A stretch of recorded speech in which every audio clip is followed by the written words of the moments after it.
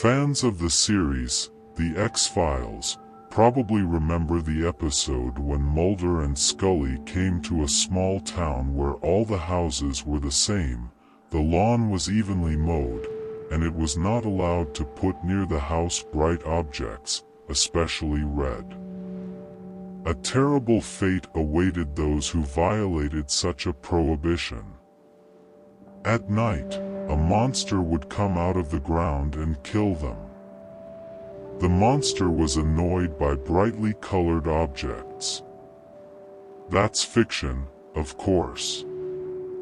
However, somewhere, in remote places on our planet, there are still real such superstitions. As for hiking in the forest, then in no case cannot put on brightly colored clothes, because she will not be satisfied. What this she is usually not explained, and so maul, everyone understands. Sometimes it is called the master of the forest, sometimes mesha, or other terms. In the past centuries, many villagers had a strong belief that if you dress in bright clothes and, in addition, behave badly in the forest, shouting, making noise, littering, you will not return home alive. There is even a hypothesis that the famous fairy tale, Little Red Riding Hood, for a reason indicates the presence of the girl's bright red clothes. That's why she, as if, brought trouble on herself. You can call it just a superstition of ignorant people. However, even now there are many cases of strange disappearances of people in the forests, and, as strange as it may sound, most of them were dressed in very bright clothes, red, orange or yellow. A Canadian named Alan Liner said that he once worked as a controller on the island of Sulawesi in Indonesia and almost immediately encountered local tales of villagers going into the forest and disappearing without a trace because they had broken the ban on brightly colored clothing. This was particularly the case in the village of Sandu Batu in South Sulawesi, where there is a strict rule to go into the forest in only one full dark clothing. It was especially forbidden to dress in yellow.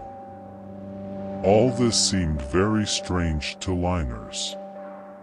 And when he asked why you cannot wear yellow, he was told that otherwise you will not return from the forest and you will not be found at all, neither alive nor dead. Once in a while the violators of the ban came back, but they were completely disoriented, behaved inadequately, and did not remember anything about where they disappeared and what happened to them. These horror stories so impressed Liners and his companions that they went into the woods exclusively in black clothes. And they had to go often, because Liners worked in a team that hunted for illegal loggers. And from morning till night they roamed the jungle. Then one day, one of Liners' co-workers broke the ban on brightly colored clothing and wore yellow socks in the forest. That day they surveyed the forest as usual and went back out. And this man named Vigor Macassar, who wore yellow socks, and behaved in a peculiar way. And during the night he became quite ill. He had a fever, he was vomiting. I've never seen a man so sick in my life. We nursed him for 24 hours before he got better. And then he told us what happened to him in the woods. He said that as he was walking into the woods, something from the bushes hit him on his shin and then on his thigh. And when he looked at his legs, he saw long, deep scratches on them. He showed us those scratches. We saw them. They looked like something with long, sharp claws had grabbed his feet. He also said he didn't see anyone at all who might have done this. There were some local peasants standing nearby. I didn't listen to him with an understanding look. Then he said he was very lucky. Usually trespassers just disappear.